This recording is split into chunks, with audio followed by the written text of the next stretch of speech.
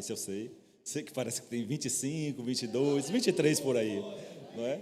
Mas nos conhecemos há mais de 20 anos nessa caminhada. Eu era bem novo, comecei a pregar bem novo, não foi? Aqui, inclusive, oramos juntos muitas vezes. E é bom essa história, né? E a gente se reencontrar novamente, ele dá risada. Época de Kel, Sebastião, missionário Kel, meu Deus do céu.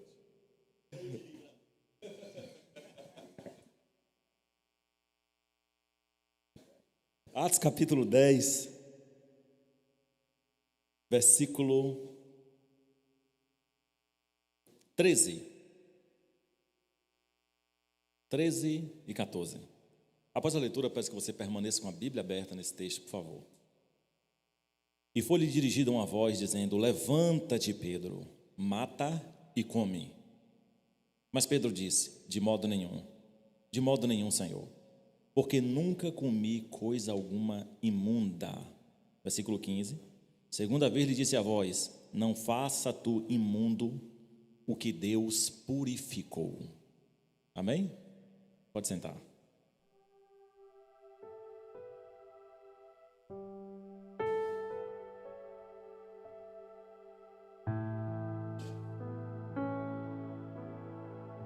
Meus irmãos, eu quero falar nessa manhã sobre experiências com Deus. Todos nós precisamos viver experiências profundas com Deus que mudam a nossa vida. Pedro foi um homem muito religioso em relação ao judaísmo, as práticas, as tradições, os costumes do judaísmo. E até um dado momento da sua vida, ele achava que para ser salvo, para entender o evangelho, para compreender a salvação, o indivíduo deveria primeiro se converter ao judaísmo, para depois ter acesso ao evangelho. Era o verdadeiro judeu prosélito. Você não era judeu, era um romano, um grego. Você tinha que fazer um certo proselitismo, se converter ao Deus do judaísmo, para depois fazer parte do povo de Deus. E Jesus já tinha desfeito isso. Quando Jesus vem para os judeus, porque os judeus deveriam recepcionar o Messias, recepcionar a salvação e compartilhar dessa salvação para o mundo. Por isso, todas as nações deveriam conhecer o Deus dos hebreus, partindo dessa apresentação que os judeus deveriam fazer do Messias. Só que Jesus disse: Jerusalém, Jerusalém, que matas os profetas e apedrejas aqueles que te são enviados. Quantas vezes eu quis te ajuntar, te acolher, te trazer, como a galinha embaixo, coloca os seus pintinhos embaixo das asas, e você não quis, Jerusalém. Não me vereis mais, até que um dia vocês digam: bendito é aquele que vem em nome do Senhor. João 1 diz que ele veio para os seus, mas os seus o rejeitaram, que eram os judeus. Então a obra da cruz, ela abre a porta da salvação para todos os indivíduos, todas as pessoas, independentemente de judeu, grego, romano, brasileiro, americano, espanhol, independentemente. A cruz abre a porta da salvação para todo indivíduo. A salvação, ela é ofertada para todo o homem. A diferença é que muitos que recebem essa oferta da salvação gratuitamente ignoram, não querem. Esse é o maior problema. Pedro ainda estava preso às suas tradições, e em um dado momento da sua vida, ele foi ao terraço para orar durante o dia. No momento dessa oração, Deus lhe deu uma visão. Deus falou com Pedro pessoalmente e mostrou a ele um grande lençol que descia do céu para a terra, e nele havia animais que, segundo a lei, eram animais impuros, que o judeu não podia tocar, comer. E o Senhor disse: Pedro, mata e come. E Pedro disse: jamais, Senhor, nunca, eu não farei isso. Como eu vou comer algo que é impuro? E Deus disse: Pedro, o Senhor estava se referindo a pessoas, evidentemente, você já entendeu. Não chame de impuro o que eu purifiquei. Não chame de impuro o que eu santifiquei, Pedro. Meus irmãos, mas o interessante é que no versículo 16 diz assim: e aconteceu isso por 3 vezes, então o lençol se tornou a recolher ao céu. Por 3 vezes Deus mostrou, falou, revelou, explicou a mesma coisa a Pedro, tentando persuadi-lo, convencê-lo de que ele estava errado. Ele dizendo não. Deus dizendo faça, ele diz não. Por quê? Minha tradição, Deus, é mais importante. Minhas crenças são mais importantes. Eu não abro mão disso. É como se Deus estivesse falando: Pedro, o evangelho é outra coisa. O evangelho é salvação para todos. O evangelho não é somente para os judeus. Não precisa ser necessariamente judeu para ser salvo. É necessário crer em Cristo como Salvador. Meus irmãos, Deus teve que repetir 3 vezes a mesma palavra, a mesma mensagem, para convencer Pedro de que você está errado, Pedro. E ele disse: não, eu não como. E Deus: mata e come. Eu não como. E quantas vezes Deus insiste com a gente em tantas coisas que nós estamos errados, mas a nossa apegação às nossas crenças, culturas, tradições, costumes defasados, arcaicos, da época dos dinossauros, e a gente vive uma vida cristã com a mente dinossaura, bitolada, porque não abrimos mão de certas coisas, porque não queremos entender, compreender a luz do Evangelho. O Evangelho que liberta, que transforma, que santifica, que muda a vida do homem, que faz o indivíduo ser uma nova pessoa. É por isso que Paulo diz: o Deus desse século, se referindo ao diabo, porque muitos o têm como um Deus, por isso ele usa a expressão Deus com D minúsculo. O Deus desse século cegou o entendimento dos incrédulos, para que não resplandeça a glória de Cristo, a glória de Deus, a glória do Evangelho. A pior cegueira, irmãos, é a cegueira de entendimento. A cegueira de entendimento, onde um homem não compreende, não entende e não quer entender aquilo que está diante dos seus olhos, que Deus está tentando mostrar para ele. Por 3 vezes o Senhor mostrou a mesma coisa a Pedro. E Deus lá tem a obrigação de insistir comigo. Mas o amor de Deus é tão grande, a misericórdia desse Deus é tão grandiosa, esse Deus boníssimo é tão maravilhoso, que por tantas vezes ele fala, ele alerta a mesma coisa: não vá por aqui, vá por esse lugar, não entre essa porta, entre na outra, esta pessoa não é ideal para você. E a gente insiste em coisas que Deus está dizendo não, e a gente quer dizer sim. Deus está dizendo não, e a gente quer insistir num sim, até que Deus permite, até a gente caminhar, se embaraçar e cair em si. Bem que Deus falou, bem que as irmãs de oração falaram para mim, bem que o pastor disse, bem que a igreja disse, bem que minha família disse. Abra os olhos, querido, abra os olhos. Vamos tirar o orgulho do nosso entendimento, o orgulho da nossa mente. Abraçamos, idolatramos e envaidecemos nossa crença, nossa tradição, nossos costumes, a ponto de sacrificar a própria palavra de Deus. Quando se enaltece a tradição, sacrifica-se a doutrina. Quando se idolatra a tradição, sacrifica-se a doutrina. E hoje acontece não só na vida cristã individualmente, mas quantos ministérios, pastor Lamar, quantas igrejas que vivem com a mente fechada, acha que tudo é o diabo, tudo é o mundo entrando na igreja, tudo é carnalidade. Meus irmãos, abram a mente, abram a mente. O Evangelho é muito mais do que objetos, do que coisas, do que cores, do que métodos humanos. O poder do Evangelho é muito mais além do que isso. Sobrepuja todas as expectativas de criações humanas. Somente o Evangelho faz o que um indivíduo não tem capaz de fazer. Somente o Evangelho faz o que um homem não tem capaz de fazer na vida de ninguém. O Evangelho é poder. O Evangelho é transformador. É muito bom quando a nossa vida é conduzida não por opiniões alheias, mas porque o próprio Evangelho me convenceu.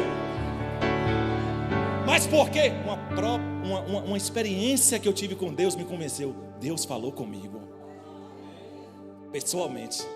Deus se revelou para mim e me repreendeu.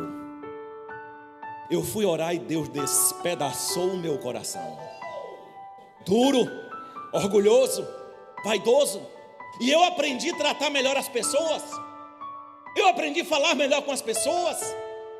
Eu aprendi a entender que meu grau acadêmico, meu título acadêmico, minha posição social, financeira, econômica, tudo isso é nada diante deste Deus tão grandioso. Aleluia, aleluia, aleluia, aleluia, aleluia.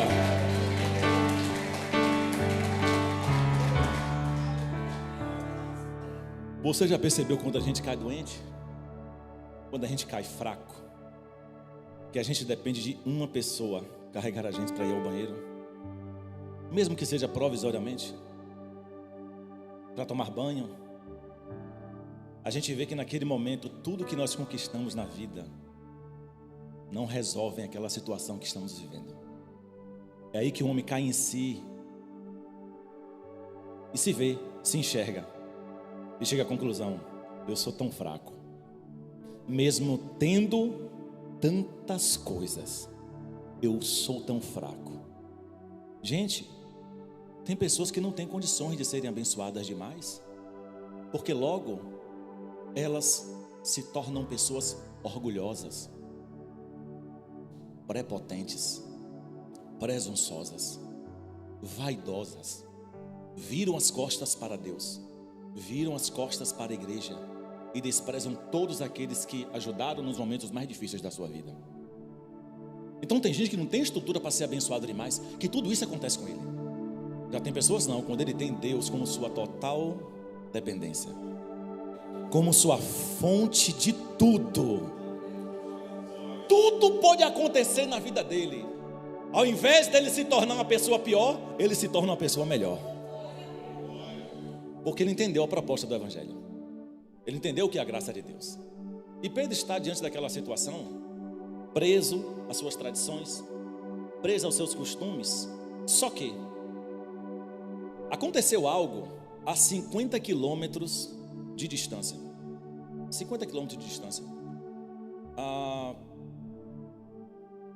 De onde Pedro estava? Pedro estava em Jope e um homem chamado Cornélio estava em Cesareia. Deus deu uma visão a Pedro e também deu uma visão a este homem. Era como se fosse concomitantemente, simultaneamente, de forma paralela. Deus falou lá e falou cá, porque tinha um propósito entre eles dois. Só que Deus, na verdade, queria usar a vida de Pedro para Cornélio. Esse foi o objetivo desta visão, porque até então a igreja do primeiro século, que nós lemos aqui, era uma igreja majoritariamente judaica, formada por pessoas judias, da linhagem judaica. O Evangelho ainda estava se expandindo para outros povos e nações. Por isso que em Atos 1, Jesus disse: quando o Espírito Santo descer, vocês vão receber tanto poder, que deverão ser minhas testemunhas aqui em Jerusalém, em Samaria, em todos os confins da terra, ou seja, em todos os ambientes, territórios que também não são judeus. Até então isso não tinha acontecido. O primeiro gentio, isto é, o não judeu, a se converter a Cristo, foi Cornélio e toda a sua família.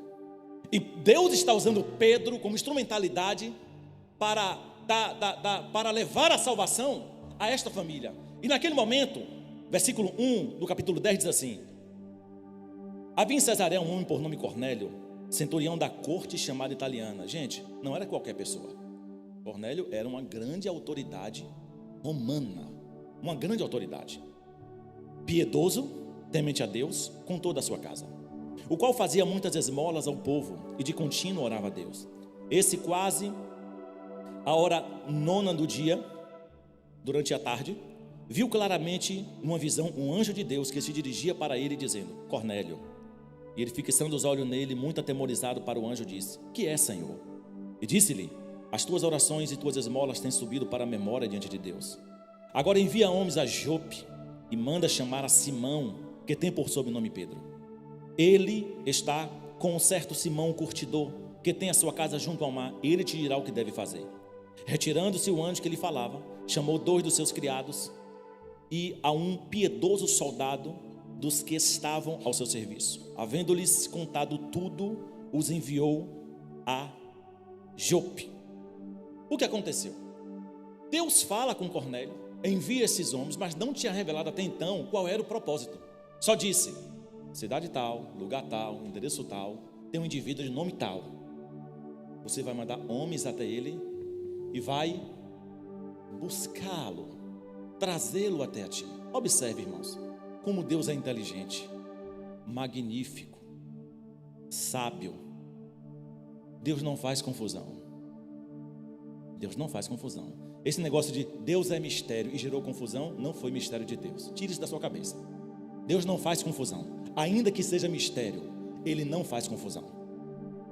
Deus fala com Pedro e fala com Cornélio. Quando os homens de Cornélio chegam à casa de Pedro, Deus já tinha falado com Pedro que os homens de Cornélio estavam à porta e disse: Pedro, vá com eles, eu os enviei. Se Deus não tivesse falado com Pedro e somente com Cornélio, Pedro não iria, porque não eram judeus, e judeu nem se assentava no mesmo banco que um gentio, não entrava na casa de um gentio, não comia com um gentio. Deus então fala lá e fala cá a mesma coisa, para não gerar confusão e não ficar dúvida. Deus não gera dúvida e nem gera confusão. O Senhor aparece para Maria e disse: tu ficarás grávida, e será milagrosamente gerado pelo Espírito Santo. A Maria estava noiva, e agora? Que confusão é essa, Deus? Imagina aí tua noiva aparecer grávida e dizer: oh amor, é do Espírito Santo aqui. Que confusão é essa? E Deus fazia confusão, Deus estava mentindo? Não. O mesmo Deus que apareceu para Maria dizendo: tu está grávida pelo Espírito Santo, apareceu para José em sonho. O anjo disse: José, não tema receber Maria como tua esposa, porque o que ela está esperando é gerado pelo Espírito. Deus não faz confusão. Deus não mente nem gera confusão. Moisés fica 40 anos fora do Egito. Era um hebreu que saiu do Egito porque tinha matado um egípcio. Ele sai de lá com mandado de busca e apreensão. Se ele voltasse, ele estava morto. Saiu como homicida. Ele vai embora quando ele está no deserto de Midian, fora do Egito, com 80 anos de idade. O Senhor aparece para ele e diz: Moisés, volte lá no Egito e vá libertar meu povo que vive na condição de escravo. Como é isso? Eu saí do Egito com 40 anos, como homicida, querem tirar minha vida, querem me matar, e agora o Senhor disse para eu voltar lá, aparecer, dizendo assim: Deus me enviou aqui para libertar todos vocês. Era sentença de morte. Ele está com 80 anos, mas Deus é sábio. E disse: Moisés, aqueles que procuram a tua morte já não estão mais vivos. Eu dei um jeito. Eu dei um jeito. E Moisés disse: eu não tenho condições, Deus, de ir para lá. Não sei falar, sou tímido. Começou a colocar várias desculpas. Depois você lê em casa Êxodo 3 e 4. Só que os judeus davam muito crédito aos anciãos, as pessoas mais vividas, mais experientes, que já ouviram Deus, que já viram Deus de forma teofânica, digo de forma sobrenatural, através de visões. E Deus falou: Moisés, vá, porque eu também já falei com Arão, teu irmão, que era um ancião, que você está indo ao encontro dele, e vocês se encontrarão no deserto. Você está vendo que Deus não faz confusão? Eu também já falei com Arão. Imagina Moisés chegar lá e ninguém acreditar, nem Arão, seu irmão, nessa história. Mas Deus falou também com Arão, que estava no Egito, a mesma coisa que falou com Moisés. E Deus falou: depois disso, Moisés, toda essa mensagem será passada primeiro, não é para o povo, é para os anciãos. E os anciãos vão compartilhar para o povo. Respeite quem tem experiência com Deus. Respeite. Ele pode ser um analfabeto. Ele pode não ter tido a oportunidade de estudar como você estudou. Ele pode ser pobre. Ele pode viver de auxílio social. Respeite a experiência que ele tem com Deus. Respeite a experiência que ele tem com Deus, porque Deus não faz acepção de pessoas. Se não fosse os anciãos, ninguém ia dar crédito no que Moisés estava falando. Mas Deus disse: os anciãos vão falar ao povo tudo que eu estou te falando. E o povo ia dar crédito aos anciãos. Então Deus fala com Pedro e fala com Cornélio e fala com Pedro a mesma coisa. Quando os homens chegam na casa de Pedro, versículo 17: estando Pedro duvidando entre si acerca do que seria aquela visão, eis que os homens que foram enviados por Cornélio pararam à porta, perguntaram pela casa de Simão. Chamando, perguntaram se Simão, que tinha por sobrenome Pedro, morava ali. Pensando Pedro naquela visão, disse-lhe o Espírito Santo: eis que 3 homens te buscam. Levantando-se, pois, desce e vai com eles, não duvidando, porque eu os enviei. Descendo Pedro para junto dos homens que lhe foram enviados por Cornélio, disse: sou eu a quem procurais. Qual é a causa que estais aqui? Eles disseram: Cornélio, centurião, homem justo e temente a Deus, que tem bom testemunho por toda a nação dos judeus, foi avisado por um santo anjo para que se chamasse a tua casa e ouvisse as tuas palavras. Chamando-os para dentro, os recebeu em casa, e no dia seguinte foi Pedro com eles, e foram com ele alguns irmãos de Jope. Olha o versículo 24. No dia imediato chegaram a Cesareia. Cornélio estava esperando, tendo já convidado seus parentes e amigos mais íntimos. Aconteceu que, entrando Pedro, saiu Cornélio a recebê-lo. Prostrando-se aos pés, o adorou. Mas Pedro disse: levanta-te, porque eu sou homem como tu. Falando ele, entrou e achou muitos que ali estavam ajuntados. Versículo 28. Pedro disse: vocês bem sabem que não é lícito um homem judeu ajuntar-se ou chegar-se a estrangeiros. Mas Deus mostrou-me que a nenhum homem chame de impuro ou imundo. Tem coisa que só Deus convence a gente. E às vezes Deus quer convencer e o nosso coração está duro ainda. Ele entra na casa. Imagina a dureza de Pedro. Não era só Cornélio que estava ali, gente. Meus irmãos, perceba algo nesse texto. Cornélio chamou os amigos, os parentes, os vizinhos. Uma igreja estava abrindo em Cesareia. Tinha uma igreja ali, eles não sabiam que era uma igreja ainda. Só dependia da visita do evangelista naquele lugar, do missionário que era Pedro, para falar o que eles precisaram ouvir.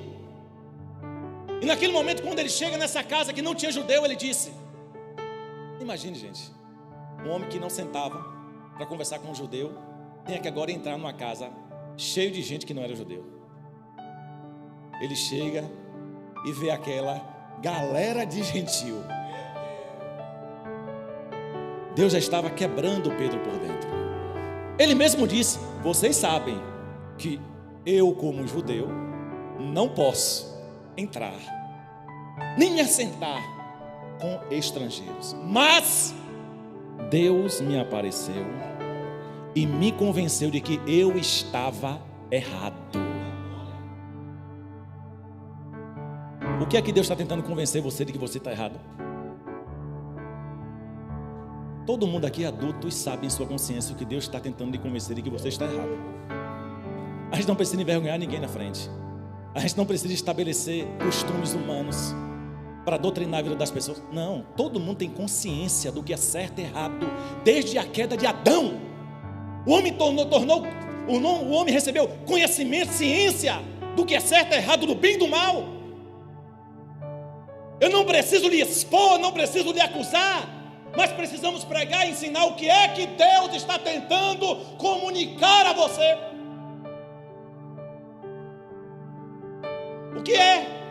De que você você está errado, de que você precisa tomar esta decisão, de que você precisa ir por este caminho, de que você precisa se sair deste embaraço da sua vida, porque você sabe que está acabando seu casamento, está acabando com a vida de sua família, de seus filhos, está acabando sua vida profissional, está acabando sua comunhão com Deus, sua espiritualidade. O que é? Deus lhe trouxe esse lugar hoje para te dizer: eu estou falando com você, eu estou queimando minha palavra no seu coração. E que sejamos como Pedro. Eu achava que estava certo, mas Deus me mostrou que eu estava errado.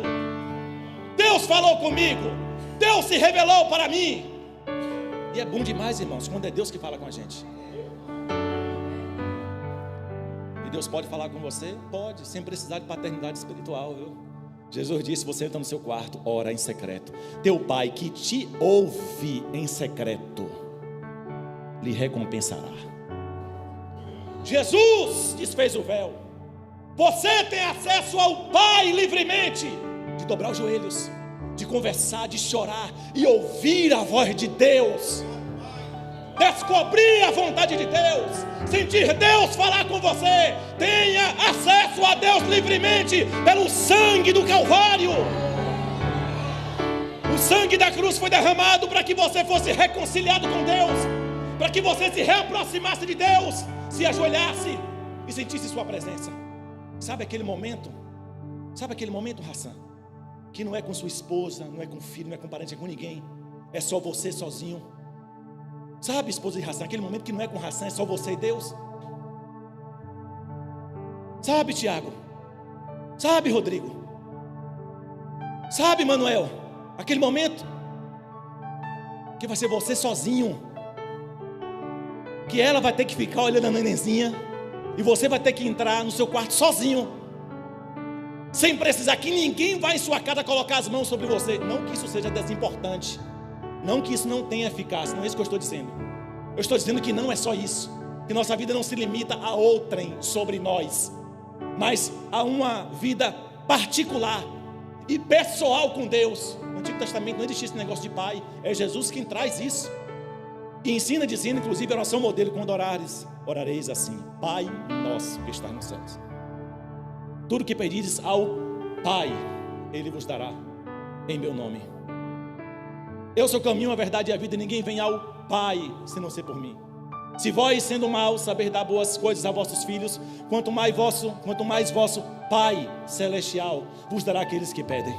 É Jesus que traz a ideia do relacionamento de filho com o Pai. Como é que a gente ignora isso? Se desapegue a homens, se desapegue dos homens, se desapegue mais de pessoas, saia da ponga da espiritualidade alheia, daquele que ora mais, que busca mais. Tenha a sua experiência com Deus. Você pode. Jesus nos dá essa oportunidade, desse experiencialismo profundo com Ele, de orar, de conversar com Deus. Quantas vezes, meus irmãos, eu estava em casa, fazendo tantas coisas, até afazeres. Às vezes ela me escraviza, eu estou lá lavando os pratos, e às vezes, nos afazeres, eu estou sentindo o Espírito Santo, e o Espírito Santo falando comigo, e o Espírito Santo me dando dons, me dando visões, revelações, e me falando para eu fazer certas coisas. É Deus falando conosco, a gente pode conversar com Ele e ouvir a voz dEle. Uma vez, a minha bendita sogra, que muitos de vocês conhecem, ela está sempre aqui orando com vocês. Eu morava de frente à casa dela. Imagine morar de frente à casa da sogra. Não é fácil, irmãos, a vida do evangélico, é difícil.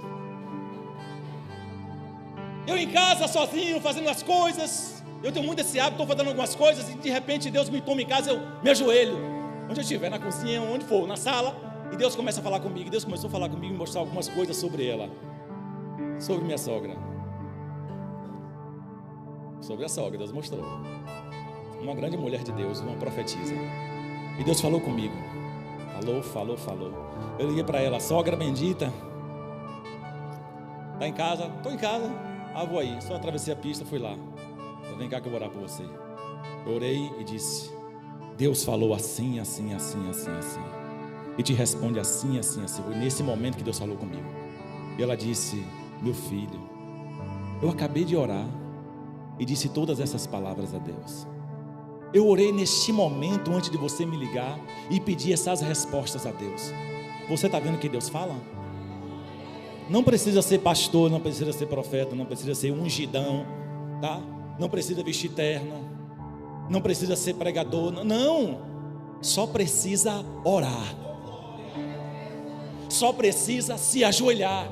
Só precisa chorar. Só precisa derramar o coração. Davi, quando pecou gravemente, no Salmo 51 ele disse: sacrifício de animais o Senhor não quis. Como não quis? Naquela época era legítimo, e ele tinha de fazer, tinha de ofertar um sacrifício pela sua culpa e pelo seu pecado. Como é que ele diz que Deus não quis? Ele vai muito mais além da lei, dos costumes e dos sacrifícios, e disse: sacrifício o Senhor não quis, mas o Senhor quis um espírito quebrantado, um coração quebrantado.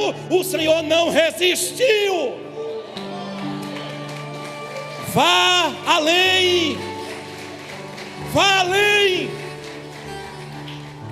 vá além dos costumes, vá além das tradições, vá além das palavras humanas, vá além das perspectivas humanas. Vamos parar de ficar filosofando o Evangelho, pensando demais, pensando, sabe, filosofando o Evangelho, pensando: será que isso, será que aquilo, mais isso, mais aquilo.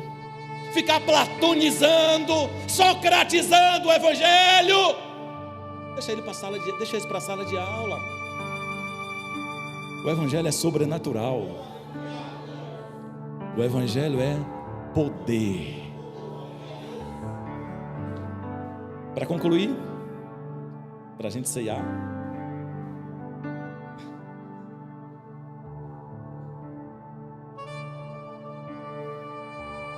versículo 30, versículo 29. Por isso, sendo chamado, vim sem contradizer. Perguntou, pois, por que razão mandaste chamar-me? Disse Cornélio: há 4 dias estava eu em jejum, até essa hora, orando em minha casa a hora 9. E eis que diante de mim se apresentou um homem com vestes resplandecentes e disse: Cornélio, tua oração foi ouvida, tuas esmolas estão em memória diante de Deus. Envia, pois, a Jope e manda chamar Simão, que tem por sobrenome Pedro, que está em casa de Simão curtidor, junto ao mar. Ele vindo te falará. Agora veja o versículo 34. Abrindo Pedro a boca, diz: reconheço por verdade que Deus não faz acepção de pessoas, mas que lhe é agradável aquele que em qualquer nação e teme faz o que é justo. A palavra que ele enviou aos filhos de Israel, anunciando a paz por Jesus Cristo. Este é o Senhor de todos, não mais dos judeus. Versículo 44. Dizendo Pedro ainda essas palavras, caiu o Espírito Santo sobre todos que ouviam a palavra. E os fiéis que eram da circuncisão, os judeus, todos quantos tinham vindo com Pedro, se maravilharam de que o Espírito Santo se derramara também sobre os gentios. Versículo 46. Porque ouviam falar línguas e magnificar a Deus. Respondeu então Pedro: pode alguém porventura recusar a água, para que não sejam batizados estes que também receberam como nós o Espírito Santo? Mandou que fossem batizados em nome do Senhor. Então rogaram-lhe que ficasse ali por alguns dias. O que acontece? Pedro começa a falar. Porque Cornélio perguntou: eu preciso saber por que Deus te mandou aqui. Ele começa a falar de quem? De Jesus. Ele fala só de Jesus, que Deus enviou Jesus para morrer, para ressuscitar, e que ele entende que era não somente para judeus, mas para todos os homens, para que todos fossem salvos. Ele começa a falar de Jesus. E diz o texto, quando Pedro começa a falar, quando ele começa a pregar, a falar de Jesus, de todos os gentios, Cornélio, a família, os amigos, parentes, vizinhos, todos receberam o Espírito Santo. Receberam o Espírito Santo antes de serem batizados nas águas. Receberam o Espírito Santo. Começaram a falar em línguas. Porque 1 Coríntios 14 diz que quem fala em língua, fala conversando em mistérios com Deus para a sua própria edificação. E começaram a falar em línguas. E Pedro disse: por acaso Há algum impedimento para que essas pessoas agora sejam batizadas? Meus irmãos, houve pregação, houve batismo com o Espírito Santo, houve recebimento de dons espirituais e houve batismo nas águas. Ali nasceu uma nova igreja, porque Pedro entendeu a experiência que ele teve com Deus. Você entendeu que o propósito é muito maior, é muito mais além? Não era somente uma visão qualquer, não era somente Cornélio, era uma igreja sendo implantada em Cesareia. É muito mais além do que a gente imagina, do que a gente pensa. Por isso, quando Deus falar com você, dê valor à experiência. Busque experiência com Deus. Busque conhecer a Deus. Busque sentir Deus mais profundamente na sua alma e na sua vida. Amém? Que Deus abençoe todos nessa manhã em nome de Jesus. Vamos participar da ceia do Senhor, pastor Leomar.